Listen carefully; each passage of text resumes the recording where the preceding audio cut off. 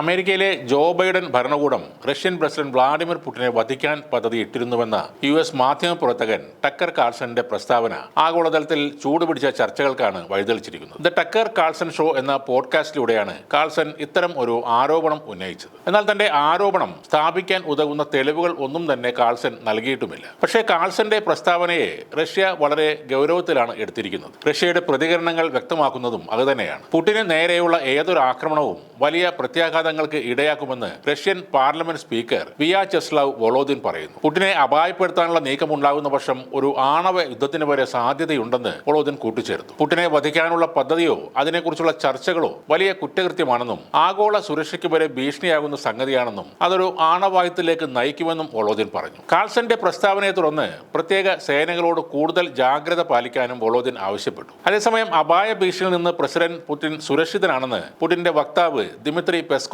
പറയുന്നു. എന്നാൽ അമേരിക്കയുടെ ഭാഗത്തു നിന്നും പുടിന് നേരെ ഏതെങ്കിലും വിധത്തിലുള്ള ഭീഷണി ഉണ്ടായതായി പ്രതികരിക്കാൻ പെസ്കോവ് തയ്യാറായതുമില്ല. നേരത്തെയും വ്ളാഡിമിർ പുടിനെ ചാവേർ ആക്രമണത്തിലൂടെ കൊലപ്പെടുത്താനുള്ള പദ്ധതികൾ ഉണ്ടായിരുന്നു. അതെല്ലാം പാളിപ്പോവുകയും ചെയ്തു. റഷ്യയുടെയും ഉക്രൈന്റെയും സുരക്ഷാ ഏജൻസികൾക്കാണ് ഈ പദ്ധതികളെക്കുറിച്ച് വിവരം ലഭിച്ചത്. ബോംബ് ഉണ്ടാക്കാനുള്ള ശ്രമത്തിനിടെ ഉണ്ടായ സ്ഫോടനമാണ് ആ തീവ്രവാദികളുടെ നീക്കത്തിന് തിരിച്ചടിയായത്. റസ്ലാൻ മദയേവ് എന്ന തീവ്രവാദി സ്ഫോടനത്തിൽ കൊല്ലപ്പെടുകയും ചെയ്തു. ഈ സംഭവത്തിൽ പിടിയിലായ ആളിൽ നിന്നാണ് ചാവേർ ആക്രമണ പദ്ധതിയെക്കുറിച്ച് അന്വേഷണ ഏജൻസികൾക്ക് വിവരം ലഭിച്ചത്.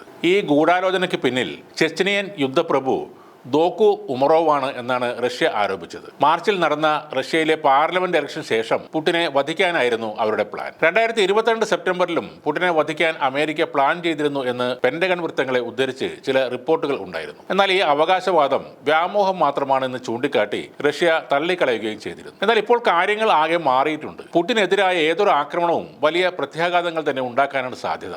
അങ്ങനെ ഒരു നീക്കമുണ്ടായാൽ ആണവ യുദ്ധത്തിന് വരെ സാധ്യതകളുണ്ട്. റഷ്യ മാത്രമല്ല, അവരുടെ കൂടെ ചേരാൻ എന്തിനും തയ്യാറായി നിൽക്കുന്ന ഉത്തര കൊറിയ അടക്കമുള്ള രാജ്യങ്ങളുമുണ്ട്. അമേരിക്കൻ ചേരിക്കെതിരായി നിലകൊള്ളുന്ന രാജ്യങ്ങൾ തങ്ങളുടെ ആഗോള നേതാവായി കാണുന്നത് വ്ളാഡിമിർ പുടിനെയാണ്. അതുകൊണ്ട് അദ്ദേഹത്തിന് നേരെ വരുന്ന ഭീഷണികൾ ഒറ്റക്കെട്ടായി നേരിടാൻ അവരെല്ലാം തന്നെ രംഗത്തിറങ്ങും.